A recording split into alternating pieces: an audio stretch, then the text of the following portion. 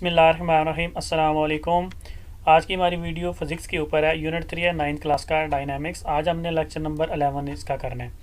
आज की वीडियो में जो क्वेश्चन हम लोग करने जा रहे हैं वो इसके सारे न्यूमेरिकल क्वेश्चंस हैं। आज की वीडियो में हमने सारे न्यूमेरिकल क्वेश्चन करने हैं यूनिट 3 के, इसलिए आप लोगों ने मेरी वीडियो जो है वो कंप्लीट देखनी है। तो देखें, सबसे पहले जो क्वेश्चन नंबर 3.1 है, जो पहला न्यूमेरिकल है यूनिट 3 का, उसमें वो क्या पूछ रहे हैं। A force of 20 Newton moves a body with an acceleration of 2 metre per second square. What is its mass?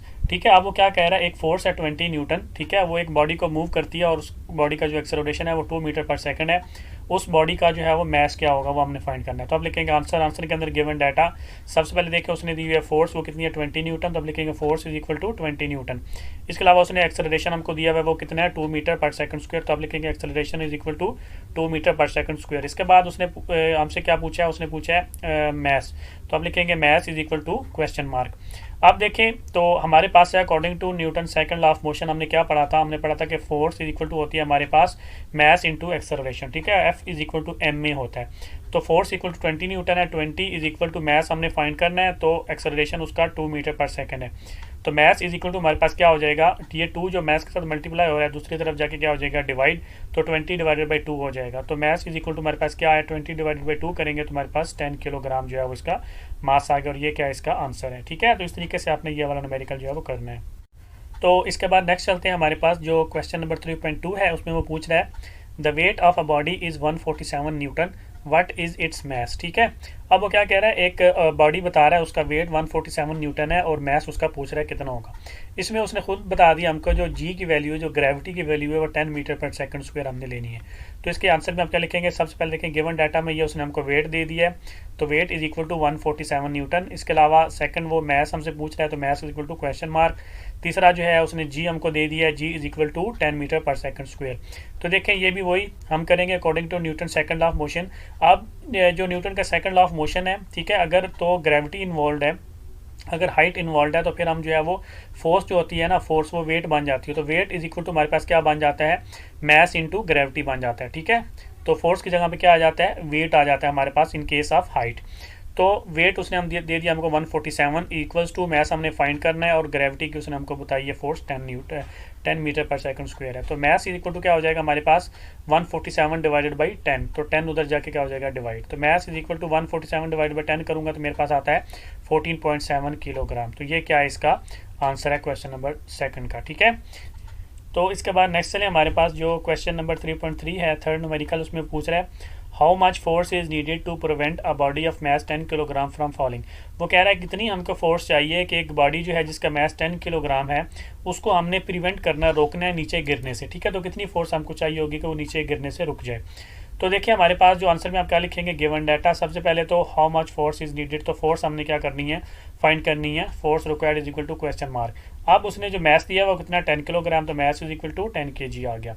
अब देखें तो हमारे पास जो है फ्रॉम फॉलिंग कह रहा है वो नीचे गिरना, ठीक है, इसमें हाइट इन्वॉल्व है, हाइट इन्वॉल्व है, तो जी इज इक्वल टू हमारे पास क्या आ गई 10 मीटर पर सेकंड स्क्वायर, हमारे पास जी आ गई। अब हमने बेसिकली जो है वो फोर्स फाइंड करनी है, ये रिएक्शन फोर्स है बेसिकली, हमने वो जो है वो फाइंड करनी है। तो देखें हम सिंस वी नो कि क्या हमको पता होता है कि जब एक स्टेबल पोजीशन में एक बॉडी होती है ना, उसने क्या हमसे पूछा है कि हमने उसको रोकना है, इसका मतलब है वो बॉडी नीचे की तरफ मूव करेगी तो हमको उसको ऊपर की तरफ जो है वो फोर्स लगानी है, स्टेबल कंडीशन में उसको हमने बनाना है। ठीक है, तो जो फोर्स रिक्वायर्ड होगी वो इक्वल्स टू होगी उसके वेट के, क्योंकि वेट क्या कर रहा है डाउनवर्ड, तो हमको ऐसी फोर्स चाहिए जो इक्वल होगी उस वेट के, जो उसके अगेंस्ट लग रही होगी, अपोजिट लग रही होगी, ऊपर वाली साइड पे जो है वो लग रही होगी। तो देखिए हमारे पास जो फोर्स है, फोर्स रिक्वायर्ड वो इक्वल टू क्या होगी, वेट के इक्वल होगी, इज इक्वल टू हमारे पास क्या आ जाएगा, मैस इंटू ग्रेविटी। ठीक है, जितने वेट से वो नीचे आ रही होगी उतनी ही फोर्स हमको ऑफ कोर्स चाहिए होगी उसको ऊपर लेके जाने के लिए, तब वो बॉडी क्या होगी, जो है वो नीचे नहीं गिरेगी। ठीक है, जितनी फोर्स है वो नीचे आ रही होगी उतनी फोर्स अगर हम उसके अपोजिट डायरेक्शन में लगाएंगे तो वो बॉडी क्या करेगी, नीचे की तरफ नहीं आएगी, नीचे नहीं फॉल नहीं करेगी। तो हमको बेसिकली वेट के ही इक्विवेलेंट फोर्स जो है वो फाइंड करनी है। तो देखिए हमारे पास फोर्स रिक्वायर्ड जो है वो इक्वल टू क्या आ जाएगा, हमारे पास मैस 10 किलोग्राम है और ग्रेविटी भी 10 किलोग्राम है, तो 10 मल्टीप्लाई बाई 10 करेंगे तो जो फोर्स रिक्वायर्ड होगी वो इक्वल टू क्या होगी 100 न्यूटन होगी। ठीक है, तो ये इसका क्या है आंसर है। अब ये जो फोर्स रिक्वायर्ड है ये एक्जैक्टली इक्वल है उसके वेट के, उसका वेट भी कितना है 100 न्यूटन। तो अगर 100 न्यूटन से वो नीचे की तरफ आ रहा है कोई भी बॉडी जो है, उतनी अगर हम फोर्स 100 न्यूटन की उसको नीचे से ऊपर की तरफ लगाएंगे तो वो क्या हो जाएगा, नीचे गिरने से रुक जाएगा। ठीक है, ये उसके क्वेश्चन का कहने का ये उसका मतलब था, उसने ये पूछा था हमसे। अब इसके बाद नेक्स्ट आ जाए, हमारे पास जो न्यूमेरिकल 3.4 है इसमें वो पूछ रहा है find the acceleration produce by a force of 100 Newton in a mass of 50 kilogram. वो कह रहा है कि एक एक्सेलरेशन फाइंड करें, ठीक है, एक 100 न्यूटन की फोर्स है और उस ऑब्जेक्ट का मास क्या है 50 किलोग्राम है। अगर 100 न्यूटन की फोर्स लगाई जाए किसी ऐसे ऑब्जेक्ट के ऊपर जिसका मास 50 किलोग्राम है तो उसके अंदर कितना एक्सेलरेशन प्रोड्यूस होगा वो पूछ रहा है आपसे। तो इसके आंसर में क्या लिखेंगे, गिवन डाटा में सबसे पहले देखें जो है वो हमने फाइंड करना है acceleration. Acceleration is equal to question mark, इसके अलावा उसने फोर्स हमको दी है 100 newton, force is equal to 100 newton हो गई। इसके अलावा उसने मास दिया है बॉडी का 50 किलोग्राम, तो मास इज इक्वल टू क्या आ गया 50 kg।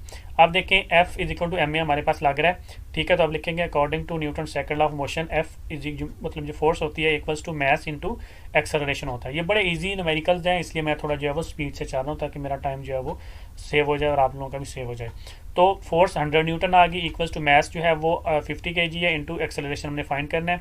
तो एक्सेलरेशन इज इक्वल टू क्या आएगा मेरे पास 100 डिवाइडेड बाई 50, तो एक्सेलरेशन इज इक्वल टू मेरे पास क्या आ गया 2 मीटर पर सेकंड स्क्वायर। ये इसका क्या है आंसर है, ठीक है। तो मतलब 50 किलोग्राम एक मास वाले ऑब्जेक्ट के ऊपर अगर 100 न्यूटन फोर्स लगाई जाए तो उसका एक्सेलरेशन जो प्रोड्यूस होगा वो होगा 2 मीटर पर सेकंड स्क्वायर। अब इसके बाद नेक्स्ट आ जाए, हमारे पास जो क्वेश्चन नंबर 3.5 है उसमें वो पूछ रहा है a body has weight to 20 newton, how much force is required to move it vertically upward with an acceleration of 2 metre per second square. अब वो कह रहा है कि एक बॉडी है उसका जो वेट है 20 न्यूटन है। वेट क्या होता है, जो नीचे की तरफ एक्ट कर रहा होता है उसका, ठीक है, मास इनटू ग्रेविटी होती है, वेट जो होता है वो उसका 20 न्यूटन है और कितनी फोर्स चाहिए हमने उसको ऊपर की तरफ मूव कराना है with 2 metre per second square उसके साथ, ठीक है। मतलब हमको जो है फोर्स हमने फाइंड करनी है और फोर्स इज इक्वल टू क्या होती है एम ए। एक्सेलरेशन उसने हमको दे दिया है, जी उसने हमको नहीं दिया है, जी हमने उसके वेट से निकालना है, ठीक है। ये पूछ रहे हैं वो हमसे बेसिकली। तो इसके आंसर में हम लिखेंगे गिवन डाटा, सबसे पहले देखें उसने वेट दिया हुआ है W is equal to 20 newton, यहाँ से हम उसका मास जो है वो फाइंड कर सकते हैं।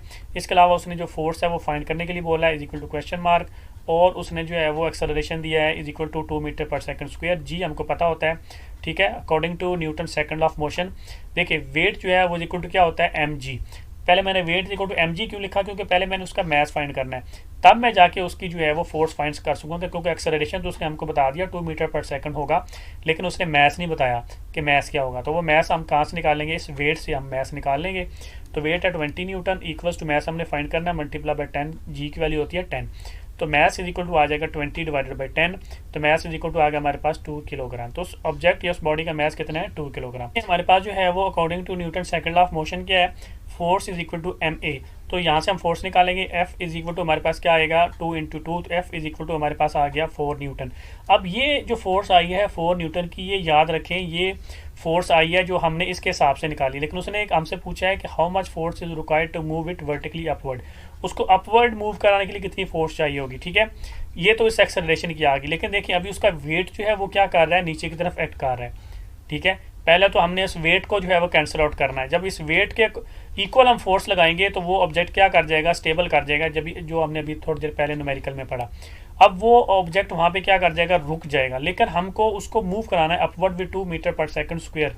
तो ये फोर्स जो है ये 2 मीटर पर सेकंड स्क्वायर उसका एक्सेलरेशन प्रोड्यूस करेगी, लेकिन इससे पहले हमने उसका जो वेट है उसको भी न्यूट्रलाइज करना है, उसको भी जीरो करना है। तो हमको जो एक्चुअल फोर्स रिक्वायर्ड होगी उस बॉडी को ऊपर की तरफ मूव करने के लिए वो होगा इज इक्वल टू उसका वेट प्लस ये वाली जो फोर्स हमने निकाली है, ठीक है। वेट जो है जितनी फोर्स हम उसको लगाएंगे तो वो क्या हो जाएगा, स्टेबल हो जाएगा, नीचे की तरफ गिरेगा नहीं, ना वो ऊपर की तरफ जाएगा ना वो नीचे की तरफ गिरेगा। लेकिन उसके अंदर जब ये फोर्स और ऐड करेंगे, 4 न्यूटन की फोर्स और ऐड करेंगे, फिर वो क्या करेगा, ऊपर की तरफ 2 मीटर पर सेकंड से वो क्या करेगा, मूव करेगा, जो हमारा रिक्वायरमेंट है। तो वो इज इक्वल टू हो जाएगी फोर्स रिक्वायर्ड जो है वो इज इक्वल टू वेट उसका कितना है 20 न्यूटन प्लस 4 न्यूटन हमने ये निकाली, तो टोटल कितनी आ गई हमारे पास 24 न्यूटन आ गई। ये इसका क्या है आंसर है, ठीक है। तो देखें ये जो 20 न्यूटन है ये उसका वेट है, तो हमने उस बेसिकली सब्जेक्ट को ऊपर की तरफ लेके जाना है। तो सबसे पहले हमने इस 20 को खत्म करना है जो नीचे की तरफ एक्ट कर रही है फोर्स, वेट नीचे की तरफ एक्ट करता है। तो पहले 20 न्यूटन की फोर्स क्या करेगी, वेट को कैंसिल आउट करेगी, फिर ये जो 4 न्यूटन की फोर्स होगी ये क्या करेगी, उसको ऊपर की तरफ मूव करेगी with acceleration of 2 metre per second square. तो टोटल फोर्स हमको कितनी चाहिए होगी, 24 न्यूटन चाहिए होगी उसको ऊपर की तरफ मूव करने के लिए, ठीक है। तो इस तरीके से आपने ये क्वेश्चन करना है। इसके बाद नेक्स्ट आ जाए हमारे पास न्यूमेरिकल जो है क्वेश्चन नंबर जो है वो 3.6 वाला, उसमें वो पूछ रहा है two masses of 52 kilogram and 48 kilogram are attached to the end of a string that passes over a frictionless pulley. Find the tension in the spring and acceleration in the bodies when both the masses are vertically moving. अब देखिए ये मैंने आपको जो है वो frictionless पुली वाले जो दोनों टाइप्स थी वो मैंने ब्रीफली पढ़ाई हुई है। वहाँ पे मैंने आपको बताया था कि कौन सा मैस आपने जो है M1 रखना है, कौन सा आपने M2 रखना है, कौन से केस में आपने क्या करना है, मैंने ब्रीफली एक्सप्लेन किया हुआ है। तो इसके आंसर में देखें, सबसे पहले गिवन डाटा में देखें, ये उसने 2 मैसेज हमको दिए हुए हैं। अब जो हमसे वो कह रहा है M1 इज इक्वल टू हमारे पास क्या आएगा 52 किलोग्राम और M2 जो है हमारे पास क्या आएगा 48 किलोग्राम। ये देखें, ये इस केस में होता है जब frictionless pulley masses are moving vertically, जब दोनों ऊपर नीचे मूव कर रहे होते हैं ना, ऊपर नीचे ऐसे करके ऊपर वर्टिकली मूव कर रहे होते हैं, ठीक है। तो तब जो बड़ा मैस होता है, ठीक है, जो बड़ा होता है उसको M1 लिखते हैं, जो छोटा होता है उसको M2 लिखते हैं, ये मैंने आपको बताया था। लेकिन जो एक अगर हॉरिजॉन्टल सरफेस पे मूव कर रही होगी, एक जो वर्टिकली मूव कर रही होगी, तब ये नहीं होता। तो देखिए इसके बाद जो है हमारे पास उसने ये देखें find the tension in the spring and acceleration. अब इसके ऊपर फार्मूला भी डिफरेंट लगेगा। तो पहले टेंशन इज इक्वल टू हमने फाइंड करनी है, इसके अलावा एक्सेलरेशन भी इज इक्वल टू फाइंड करना है हमने। तो इसके बाद देखिए हमारे पास मैसेज आर मूविंग वर्टिकली, तो मूविंग वर्टिकली जी इसमें आ जाएगा कितना है 10 मीटर पर सेकंड स्क्वायर। अच्छा अभी देखें जो एक्सेलरेशन इसका क्या आएगा, वो आएगा हमारे पास g into M1 minus M2 divided by M1 plus M2। ये उस केस में होता है जब दोनों बॉडीज जो हैं वो वर्टिकली मूव कर रही होती हैं, उस केस में ये एक्सेलरेशन होता है। आपने कन्फ्यूज़ नहीं होना दोनों सिनेरियोज में, ठीक है। ये बड़े इंपॉर्टेंट है, मैंने ऑलरेडी ब्रीफली एक्सप्लेन किया अपने लेक्चर में। तो यहाँ से देखिए एक्सेलरेशन जो है ये आ गया। इसके बाद हमारे पास जो टेंशन है वो इक्वल टू होती है जी ब्रैकेट के अंदर होता है 2m1 m2 divided by m1 plus m2। अब ये फार्मूले और ये कॉन्सेप्ट तो आपने खुद जो है वो याद करना है। इसके बाद देखें तो एक्सेलरेशन हमारे पास जो है वो इक्वल टू वैल्यूज लगा दूंगा, जी की जगह पे 10 ब्रैकेट के अंदर 52 minus 48 divided by 52 plus 48, just मैंने वैल्यूज लगा दी। तो ए इज इक्वल टू मेरे पास आ जाएगा 10 ब्रैकेट के अंदर 4 डिवाइडेड बाई 100, 52 प्लस 48 करूँगा तो 100 आता है, ठीक है। इसके अलावा एक्सेलरेशन इज इक्वल टू मेरे पास क्या आ गया ऊपर 40 डिवाइडेड बाई 100, तो एक्सेलरेशन इज इक्वल टू मेरे पास आ गया 0.4 मीटर पर सेकंड स्क्वायर। ये एक्सेलरेशन का आंसर है। अब टी जो है वो equal to same values put करूंगा, 10 multiply by 2 multiply by 52 multiply by 48 divided by 52 plus 48। तो टी इज इक्वल टू मेरे पास आ जाएगा 49,920 डिवाइडेड बाई 100। ऊपर वाली सारी वैल्यूज जो हैं वो आपस में मल्टीप्लाई हो रही हैं, आपने डायरेक्ट सबको मल्टीप्लाई कर देना है। इन सबको जो मैं करूँगा तो मेरे पास टेंशन इज इक्वल टू आ जाएगी 499.2 न्यूटन। इसको अप्रॉक्सीमेटली जो है वो 500 न्यूटन भी लिख सकते हैं। अगर आप 499.2 न्यूटन भी लिखेंगे तब भी आपका आंसर जो है वो ठीक है। तो ये दोनों जो आपका आंसर है टेंशन और एक्सेलरेशन के, ठीक है। तो अभी नेक्स्ट चले हमारे पास जो नेक्स्ट न्यूमेरिकल है क्वेश्चन नंबर 3.7 सेवंथ न्यूमेरिकल जो है उसमें two masses of 26 kilogram and 24 kilogram are attached to the ends of a string that passes over a frictionless pulley. 26 kilogram is lying on smooth horizontal table, 25 kilogram is moving vertically downward. Find the tension and the string find the tension in the string and acceleration in the bodies. अब देखें इसमें वो clearly आपको बता रहा है कि एक ऑब्जेक्ट जो है वो टेबल के ऊपर हॉरिजॉन्टल मूव कर रहा है, उसका जो मैस है वो 26 किलोग्राम है। दूसरा जो बॉडी है वो वर्टिकली मूव कर रही है, उसका जो मैस है वो 24 किलोग्राम है, ठीक है। अभी ये दोनों वर्टिकली मूव नहीं कर रही है, एक हॉरिजॉन्टल मूव कर रही है बॉडी और एक जो है वर्टिकली मूव कर रही है। इसमें एक्सेलरेशन का फार्मूला भी डिफरेंट है, इसमें टेंशन का फार्मूला भी डिफरेंट है, ठीक है। तो इसका जो आप आंसर में क्या लिखेंगे, गिवन डाटा में सबसे पहले देखें उसने 2 हमको मैसेज दिए हुए हैं। M1 इज इक्वल टू हमारे पास क्या होगा 24 किलोग्राम, ठीक है। तो M2 हमारे पास क्या आएगा 26 किलोग्राम। अब इसमें M1 24 क्यों आया, M1 24 इसलिए आया, ये देखें 24 किलोग्राम वाला जो ऑब्जेक्ट है वो मूविंग वर्टिकली है। जो ऑब्जेक्ट मूविंग वर्टिकली होता है वो हम M1 लेते हैं, जो ऑब्जेक्ट मूविंग हॉरिजॉन्टल होता है उसका मैस M2 लेते हैं। मैंने आपको ऑलरेडी जो है वो अपने लेक्चर में बताया था ब्रीफली। इसके बाद देखें तो टेंशन हमने जो है वो एक्सेलरेशन और टेंशन फाइंड करनी है। Tension is equal to question mark, acceleration is equal to question mark. अभी जो है देखें हमारे पास जी की वैल्यू जो है वो भी 10 मीटर पर सेकंड स्क्वायर है यहाँ पे। तो देखें 26 kilogram is lying on the smooth horizontal table and 24 kilogram is moving vertically. तो इसमें जो है एक्सेलरेशन इज इक्वल टू हमारे पास क्या आएगा M1 G divided by M1 plus M2। ये उस वक्त होना है जब एक ऑब्जेक्ट जो है वो हॉरिजॉन्टल मूव कर रहा होगा और दूसरा ऑब्जेक्ट जो है वो वर्टिकली मूव कर रहा होगा, तब एक्सेलरेशन का ये फार्मूला आना है। और जो टेंशन का फार्मूला आना है वो इक्वल टू आता है M1 M2 G divided by M1 plus M2, ठीक है। तो अभी एक्सेलरेशन फाइंड करते हैं। एक्सेलरेशन इज इक्वल टू हमारे पास क्या आ गया, M1 हमारे पास कितना है 24 multiply by 10 divided by 26 plus 24। तो एक्सेलरेशन इज इक्वल टू हमारे पास आ जाएगा 240 डिवाइडेड बाई 50। तो एक्सेलरेशन इज इक्वल टू हमारे पास आ जाएगा 4.8 मीटर पर सेकंड स्क्वायर। ये एक्सेलरेशन का आंसर है। टेंशन इज इक्वल टू हमारे पास क्या आ जाएगी 24 multiply by 26 multiply by 10 divided by 24 plus 26। Just मैंने वैल्यूज़ पुट कर दी हैं, बहुत आसान है, इसलिए मैं जो है वो तेज़ चला रहा हूँ अपने आप को। इसमें टेंशन इज इक्वल टू हमारे पास आ जाएगी 6240 डिवाइड बाई 50, तो tension is equal to divide करेंगे तो 124.8 न्यूटन, ये इसको अप्रॉक्सीमेटली 125 न्यूटन में लिखेंगे। और ये इन दोनों का क्या है, आंसर है टेंशन और एक्सेलरेशन का। बस आपने याद रखना है कि आपने कंफ्यूज नहीं होना, आपने देखना है कि वो दोनों ऑब्जेक्ट्स बॉडीज वर्टिकली बोल रहे हैं। अगर दोनों वर्टिकली बोल रहा है तो फिर जो ग्रेटर मैस होगा उसको M1 और जो दूसरा होगा उसको M2 लिखना है। लेकिन अगर वो कह रहा होगा कि एक हॉरिजॉन्टल मूव कर रही है और दूसरी वर्टिकली मूव कर रही है, तो जो वर्टिकली होगी उसको आपने क्या नाम देना है, M1 का, और जो हॉरिजॉन्टल होगी उसको आपने M2 रखना है, ठीक है। और फार्मूले ये वाले आपने लगाने हैं। इसके बाद आ जाए नेक्स्ट न्यूमेरिकल जो 3.8 है, उसमें वो पूछ रहा है how much time is required to change 22 newton second momentum by a force of 20 newton. अब वो कह रहा है कितना टाइम हमको चाहिए होगा कि एक मोमेंटम, एक बॉडी का मोमेंटम जो 22 न्यूटन सेकंड्स है, ठीक है, उसमें चेंज करने के लिए, और फोर्स हमने लगानी है 20 न्यूटन की। तो इसका आंसर में गिवन डाटा सबसे पहले time is equal to question mark.